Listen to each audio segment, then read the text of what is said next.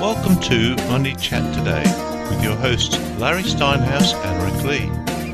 From the School of Hard Knocks, they present with years of knowledge on how to help you make more money and how to keep it. Hi, I'm Larry Steinhouse. And I'm Rick Lee. Welcome to Money Chat Today. This is a show where we help people make more money and help them keep it. That's right. And today we have a special guest. Our special guest today is Audrey Kerwood. And Audrey Kerwood started her e-commerce business in 2002 after dropping out of college and working in the movie business for 2 years. Audrey's first e-commerce website was and is still called A2 Armory. And within 90 days of opening that website, she knew she would never have a boss again. Cool. That is cool. Yeah. Audrey has also been teaching e-commerce since 2003 when she co-authored the best-selling book Yahoo Store Profits. Yahoo Store Profits became popular because of how Audrey teaches. In that book, she took readers step-by-step through the process of opening her first online store. Thousands of mom-and-pop e-commerce business owners got started by learning how to build their store with Audrey's experience. Today, she runs a portfolio of 4 high-converting online stores and has become a world-renowned distance learning teacher of e-commerce. Her stores sell a broad gamut of items from tapestries to armor to sporting goods. The 2 things they all have in common is that people adore her stores and they are each part of Audrey's sustainable growth business model. Audrey bases her business around happiness, cash flow, and automation.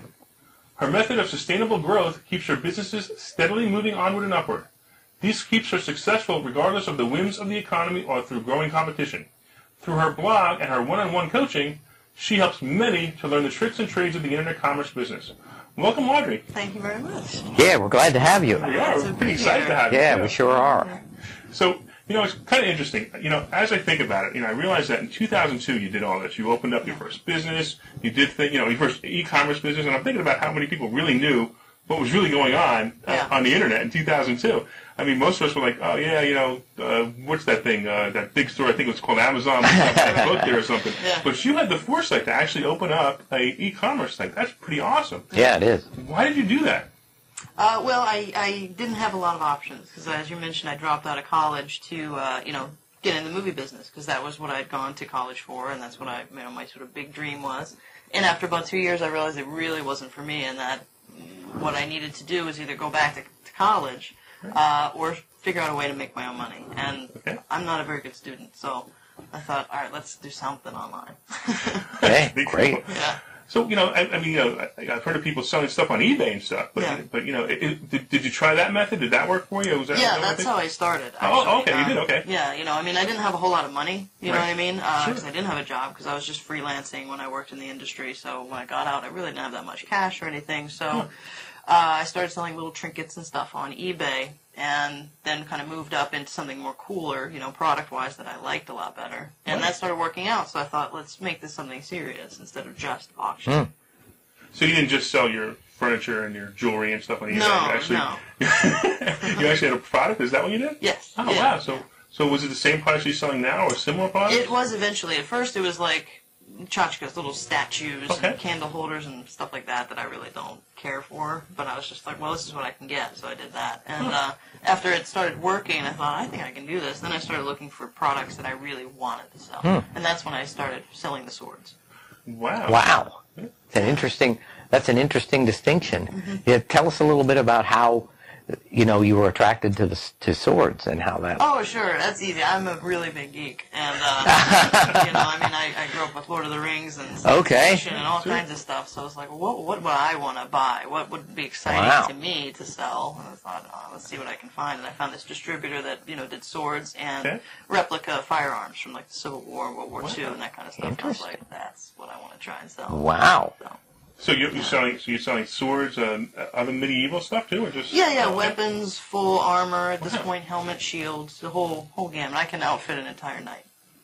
Well, maybe we should change our costumes on. Yeah, exactly. I brought some for you. Sir Lawrence and Sir Richard. So tell me about cash flow on an e-commerce site. look, I mean, even to start with, even just to take a step back, you have these items. Do you store them in your house? Do you store them in a warehouse? How do you keep them? You can, Okay. and there's different types of models that you can, go with, and you can mix and match them too. What I do is all drop shipping, which Really? means I work with somebody else who orders and warehouses all the products. So Okay. I, take their what they've got and put that on my websites, price it however I want to price it, and market it how I want to market it. And then when I get an order, I collect the money from the customer. Then I place the order with my drop shipper, and they ship the product directly to my customer with my name on the package. Wow. So it all looks like it's coming from me. But I'm basically working with, it's almost like a partnership. And that's, eventually that's how you want it to be. At first, it's you're working with somebody. Eventually, you become partners with them in a way. I see. And sort of work with each other to build the business up. But you can warehouse yourself. It depends on how much money you want to put out front.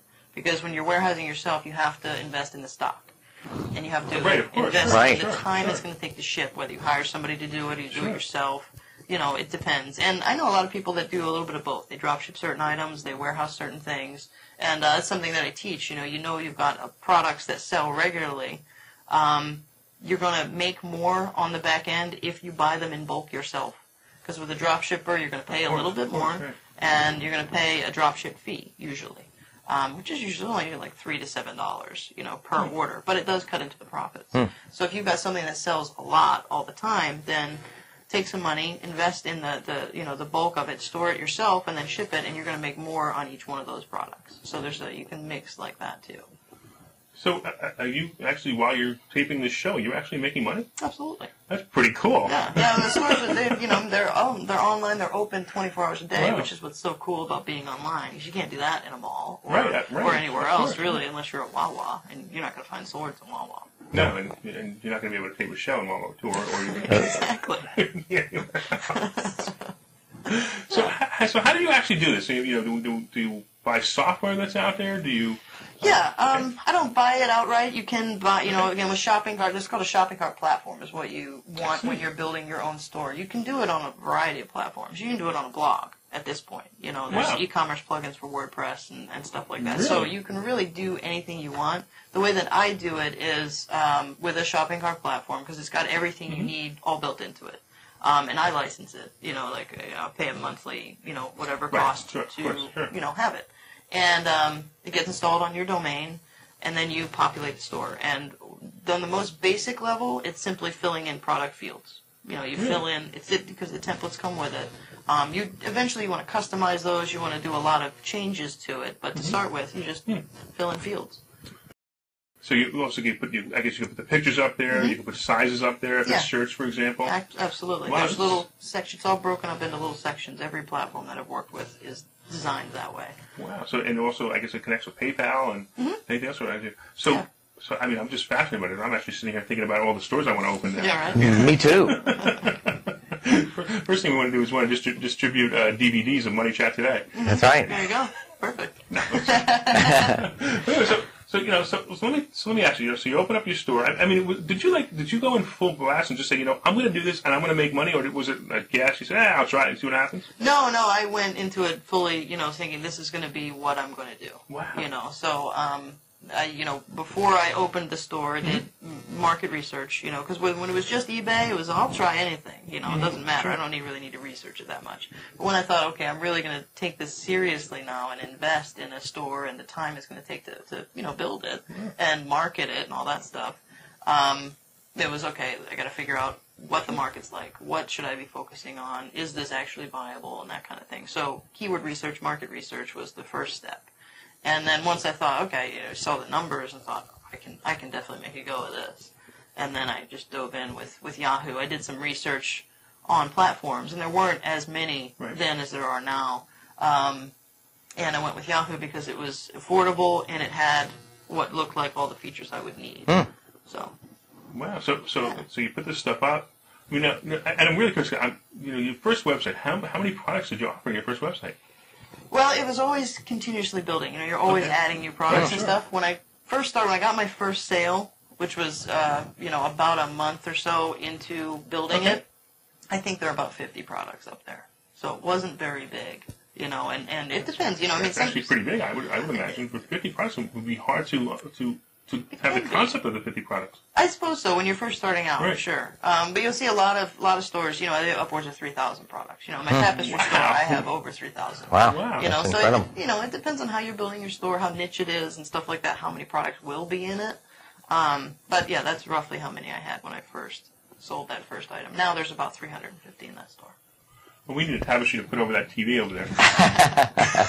Exactly. Now, did you have, growing up, or did you have an entrepreneurial mindset? Because I'm always fascinated in the way people with successful businesses think, because it all starts with a thought. Did you have that entrepreneurial hunger growing up and say, you know, did you look at people working at jobs and saying, hey, that might be all right for them, but I want to do Yes. my own thing? In a way, yes. I can't say that I always thought I'd start my own business, because I never did. That was not something that ever occurred to me to do. But I never wanted to be in an office environment, a corporate environment, because I always knew that wasn't going to work for me. I don't do really well with structure. I never have. It's part of why I didn't want to go back to school, because it's not a good place for me. So, you know, that's why I was freelancing, and I'd always sort of lean towards the more artistic side of things, and that kind of stuff. Right. So in that way, yes, but not so much. When I get to this point, I'm going to start my own business, and it's going to be all me, and that really didn't occur to me until I started doing this. Right, and I really like your, you know, your concept of cash flow, happiness, and automation, and I'm sure that they all, you know, work together. Yeah. They all sort of feed off each other and interact. Could you elaborate on that just a little bit, where you came up with that philosophy or that model? Yeah. I mean, those are the three most important things to me in a business. Is, you know, I mean, obviously you need cash flow. Absolutely. Yeah, that's right. Or very unhappy business. The automation it's good because it removes you from the equation a bit, so it gives you more time to do other things. You know, working on your business versus in your business. Right. It's a very Big important distinction. And the automation helps you do that, and it aids the cash flow. Because the more you can automate, the more then you can do. So Right. the cash flow is going to go up. And then the happiness factor is, you know, we have more cash, you're going to be happier Right. usually. The more you can step away from your business, the happier you're going to be. Right. And then in general, just I've got this great business that's doing well, and it's, you know, I'm not constantly anchored to it. That's going to make you happier too. So how do you deal with, I guess, like returns? I mean, somebody buys a sword and, you know, it's not sharp. right, or it's too sharp. It's too sharp. I would imagine it's exactly right. Is there such a thing? That's a good question. Tell me, don't charge them extra for that. Well, returns, they work depending, it varies on the vendor. Like, since I use the dropship model, Right. the returns do not come to me. Okay. Sometimes they do by accident. In Really? which That's case, interesting. yeah, because people don't, you know, you've got a return policy, and it does get a little bit complicated when you're working with dropshippers, especially multiple ones, because you can't just have one address. You know, I mean, with the Armory store, I've got 6 vendors. So if I were to put one address, send everything here, it'd all be going to, you know, some of it would be going to the wrong address. Right, sure. Right. So I have my corporate address on the website, which is my office. And sometimes people don't read the return policy fully or don't listen when we talk to them about it and just go, oh, there's the address, we'll send it there. Right. So sometimes I get stuff back to me. In which case, you know, I'll either hold on to it. If it's a smaller item I know I can resell really quickly, I'll just keep it. No point in That makes shipping sense, it back. absolutely. Yeah. If it's not, if it's something that's, you know, like a really big item, you know, something we don't sell that often, then, you know, I say, you did not follow our instructions. We need to charge you to ship this to our warehouse. Oh, wow. And that's how that works. Because otherwise, you know, I don't feel that I should be out of pocket for that. Because Yeah, my especially- instructions are very clear. And we email back and forth. We're in constant contact with the customer. So if you don't follow the instructions, sorry, you're going to have to pay a little bit more. Yeah, You know. and it makes total sense, especially if, you know, if you've told them several times. You Exactly. probably communicated in emails. You probably communicated in. But do they have the opportunity to call someone? Or? Oh, absolutely. Oh, Yeah, we okay. have an 800 number on the website. That's not manned 24 hours a day, but it's manned, you know, basically 12 hours a day. So there's plenty of opportunity to talk to somebody. And we have live chat as well. I mean, there's multiple contact methods on every site because contact with the customer is really important. Absolutely. Now, it is really important that you provide that high level of customer service, and I'm sure that's great. Yeah. How do you balance that off with automation? Do you outsource the customer service? Does somebody else do it, or? I don't do it myself. I used to use a call center. That's neat. And it worked for a while. It was great. But then what I decided to do was to see if I could not need the call center anymore by providing a lot more, sort of self-service on the website. And so I fleshed out my return policy pages, my contact page, all that sort of stuff, so customers could go and figure out what they need to do themselves. And I put up a nice detailed FAQ about, about the armor, about the swords, the tapestries, whatever. A lot of the questions that the call center would get, but, I can answer those on the website. So, more people can help themselves, and they don't have to call, they don't have to email. It's a lot nicer that way. And by doing that, I cut down on the call volume a lot. And so I thought, I don't want to pay the call center anymore. I'm going to bring it back in-house, and I have an employee now who handles the calls. That's awesome. Employees, wow. Yeah. That's a pretty big business. That's awesome. I suppose. It's small. I only have a couple of employees. Okay. And I like it that way. I don't want a big, giant business. It's part of the reason I drop ship. I don't want that. So, yeah, it works out. So basically, somebody in the audience wants to create an e-commerce website. How would they start? Well, there's a lot of different ways you start. What I like to do, and, what I try and tell my students to do, is either choose, start looking, what you want to do first is market research, because you don't want to just jump and start selling something if you don't know who's buying it. You need to know the market's there. But to choose a product, what do you like? That's a great place to start. If you have a passion about something, how can you sell something that relates back to that passion? Because that's going to make it really easy for you to get into what you're doing. Like with the swords with me. It was real easy to do that. Or, go the other way and say, I know that there's a lot of people that like, for instance, for me, sports collectibles. I'm not really a sports fan, but I know a lot of people who are, and I know what they want. I know they'd like to buy, replica football helmets of their favorite team. Oh, yeah, right. So, and stuff for game day, like a cool snack tray in the shape of a helmet and that kind of stuff. So in that case, you can go and I'll do some market research based around that. And those are the two ways that I like to approach it. I mean, you can go after anything you want, but just make sure you do the research first. That's key. Yeah, and I think that's where a lot of people go wrong. Yes. They see a product and they might like it, but they don't know who their target market is. Yeah. Well, a lot of people get a store going, they have mild success, but they're not actually approaching the market from the right angle because they don't realize the market is different than how they perceive the market to be. Exactly. Yeah. So let's say I want to sell, I don't know, dishes and pots and pans, for example. You seem more like a motorcycle guy. I was going to say Harley Davidson first, but I thought that was too obvious. So, okay, I want to sell Harley Davidson parts. So now how would I get, and actually I think it would be a bad example using Harley Davidson parts because the drop shipper probably couldn't get drop shippers. But for, let's say the dishes and the pots and pans, going back to that, how would I find people who drop ship this thing? Well, there's a couple ways. A good way to start out is there's a company called Worldwide Brands, and they are a dropship source directory, among other things. They also are a wholesale directory at this point. And it's somebody who I actually worked with when I first wrote the Yahoo book. I met the guy who runs that website, and we've been, very friendly and stuff since. He's a fantastic guy. Because there's a lot of dropship directories out there, but they're not. A lot of them are scams. You have to pay to sign up for all of them, which is okay. Because you have to pay to sign up for Worldwide Brands. But what they do is you pay to sign up, and then what they're doing is sending, showing you these things, but they're not actual drop shippers. They're middlemen. So you're paying this company for products, and then they're going to the actual drop shipper and ordering for you. So you've got an extra step in there. You're paying more for that extra step. Right. And you don't need to do that. And their argument obviously would be that they're providing a service. Oh, sure. But it's good for you not to an know actual that you dropship do it, right? directory. How about that? Therefore, it's not legitimate. You know what I mean? Okay. But Worldwide Brands is. They hook you up directly with the dropshipper. And there's no charge per, contact or anything like that. It's basically, we've done all this work to compile, I think it's over 7,000 at this point. It might even be more. I could be wrong there. There's a lot of dropshippers in the directory. And it takes time to find them. So, basically the charge to get in is, I spent all this time doing this, you're going to pay me to have access to them, which makes perfect sense. And that's a great place to start. And, after that, to really find the really good drop shippers that a lot of other people aren't using, because when you're using a directory, the dropshippers you're using, there's a lot of other people that are going to find those same dropshippers. So then you're going to, product-to-product competition, which not necessarily a bad thing, but you want to broaden your line if you can. So then, what I like to do is go out and try and find your own, which is very time-consuming to do that, but it is worth the time. Once you've got something that's working, and you know the market's there, spending that time, to me, is a worthy time investment. Yeah.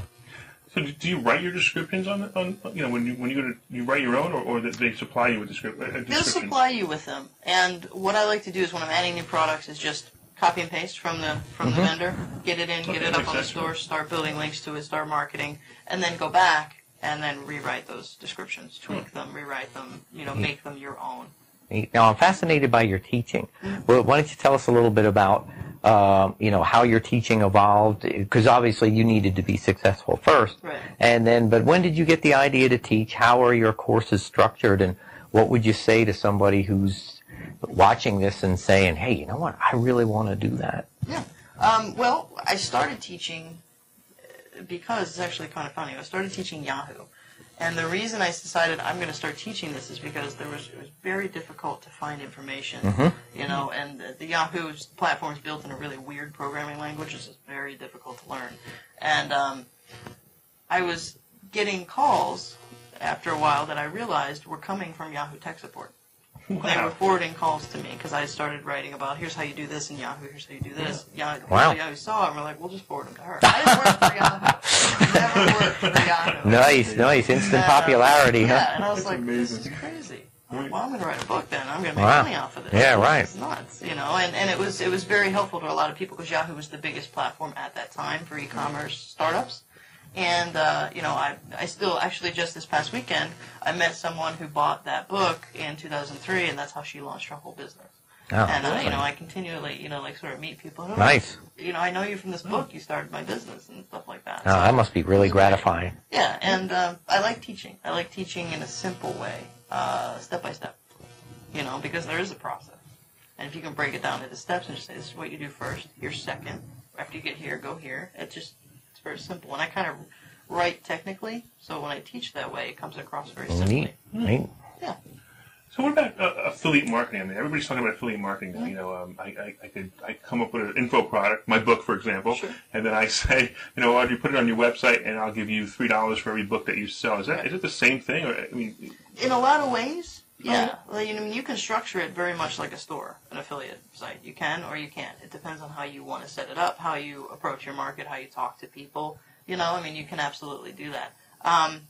What I like to do with affiliate marketing, for me, is I like to use affiliate marketing to test new markets. It's a fantastic way to do that without really putting in any money, really, apart from the web host. Makes sense.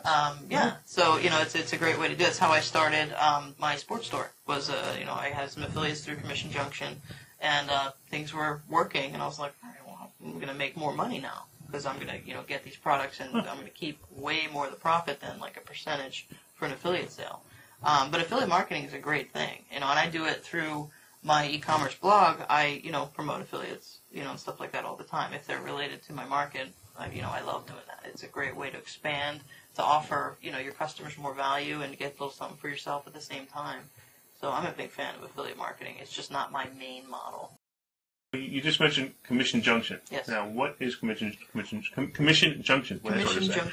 Yes. It's, ClickBank for internet marketers is sort of like the hub, Okay. one of the bigger places to go to find products to promote. Right. Commission Junction is like that for physical goods. Oh, wow. Yeah. I didn't even know that. There's another one called LinkShare, I believe is what Okay. it's called. I could be getting that wrong, but I think that's what it's called. But Commission Junction is the biggest. It has been for a long time.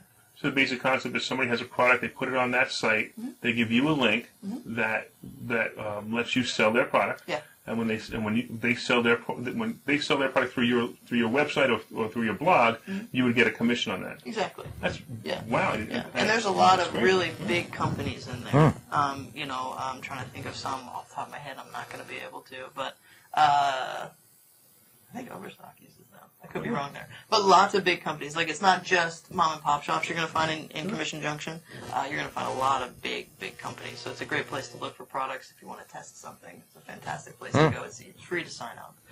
They do, the commission, you do pay something to Commission Junction, and the vendors that go in there have to pay a setup fee and stuff like that. So there are going to be a lot of other websites that don't use them and just have their own affiliate sites, through their website. But it's a great place to start. I tell you, that's a valuable piece of advice right there. Yeah. It's amazing. I honestly, I didn't even know what Commission Junction was. I'd heard of ClickBank. Yeah. Right. I'd heard of people, doing their info products, but I'd never heard of physical products. That's very, very good.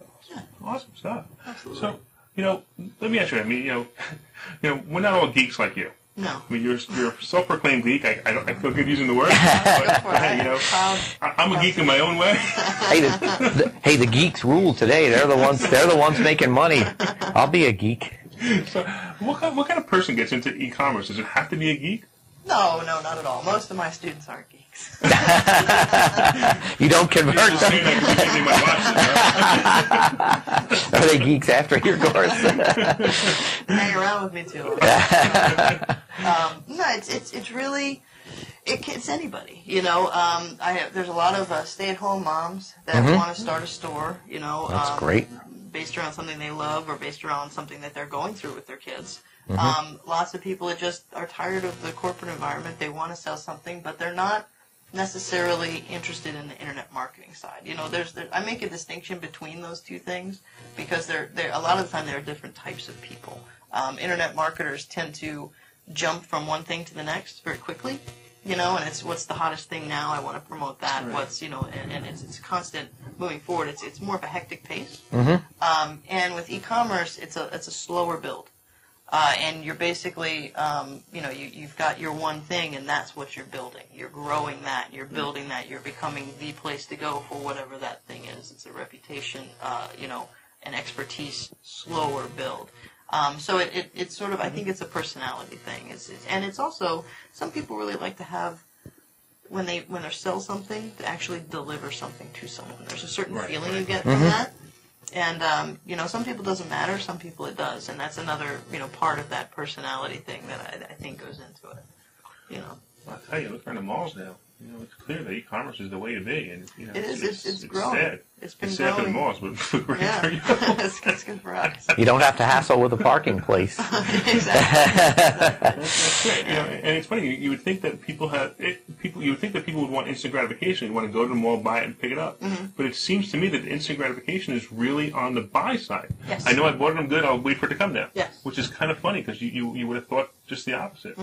There's an anticipation that goes into it, too, when you buy online. It's just, I'm so excited to be getting this, and then, now I'm waiting for it to arrive, and then it shows up, and it's like a gift. You open it, it's there, it's here. Yeah, they get to enjoy the anticipation for a couple of days rather than going to the mall. And that's an interesting distinction. And you knew all this 10 years ago, right? No. I didn't know anything 10 years ago.